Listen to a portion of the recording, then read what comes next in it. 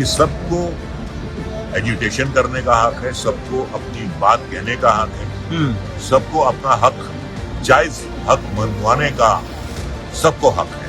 हम नागरिक हैं इस देश के। लेकिन जो भी हुआ वो नहीं होना चाहिए। जो होना नहीं चाहिए वैसा हो रहा है। अफसोसनाक बात यह है कि उसका कोई हल अब तक निकल नहीं पाया है। अपने हक को मांगना जो है वो कोई गुनाह नहीं, कोई गुनाह नहीं।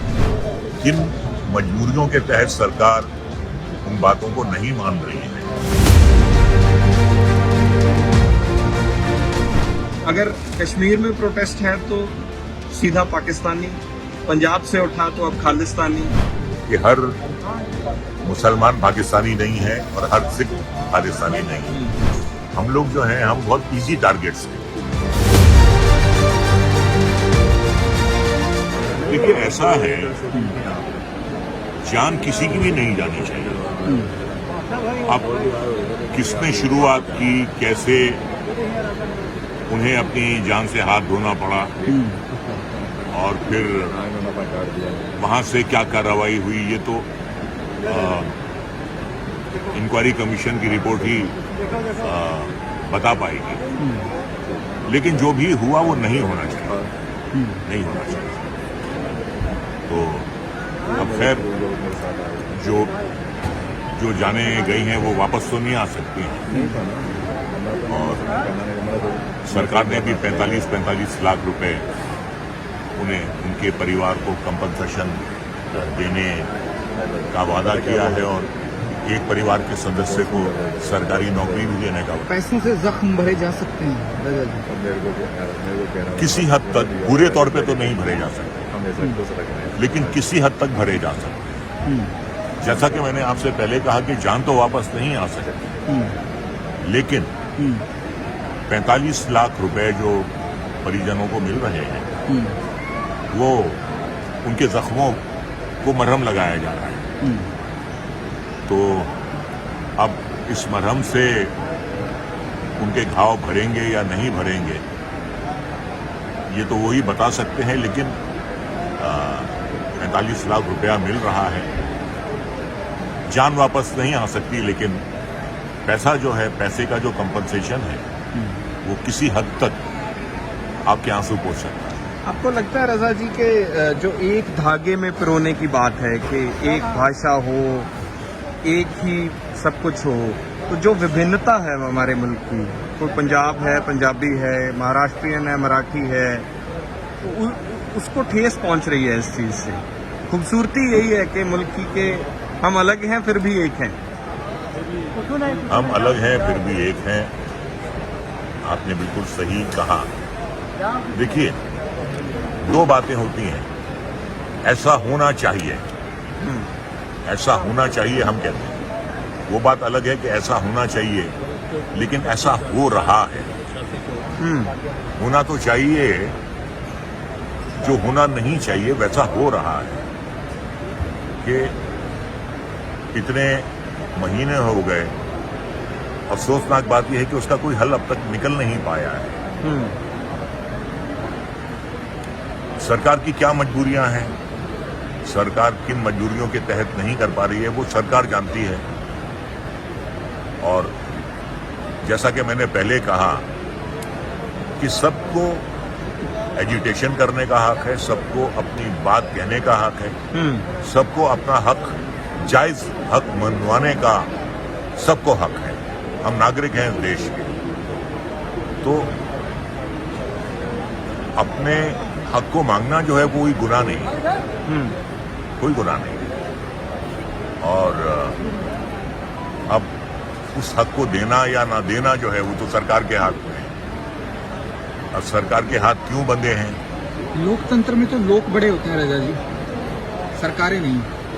नहीं, आपका कहना सही है। लोकतंत्र में बिल्कुल लोक शक्ति, जनशक्ति जो है वो सबसे बड़ी होती है। लेकिन जैसा कि मैंने आपसे कहा कि किन मजबूरियों के तहत सरकार उन बातों को नहीं मान रही है। मैं तो ये कहता हूं कि बैठकर हर बात का हल हो सकता है। जी ईस्ट जर्मनी वेस्ट जर्मनी एक हो सकते हैं, बिल्कुल। तो ये तो कोई इतनी बड़ी समस्या नहीं है। बर्लिन की दीवार गिर सकती है तो फिर ये क्या है?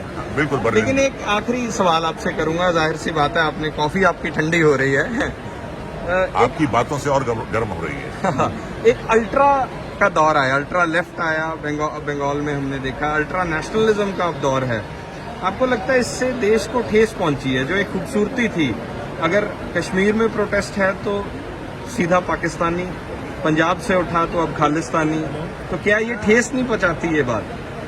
कल भी जो हुआ लखमीरपुर में, वहां भी बोला गया कि खालिस्तानियों का प्रोटेस्ट था। ट्विटर का जो दौर है तो भर जाता है। भाई मैं यही कहूंगा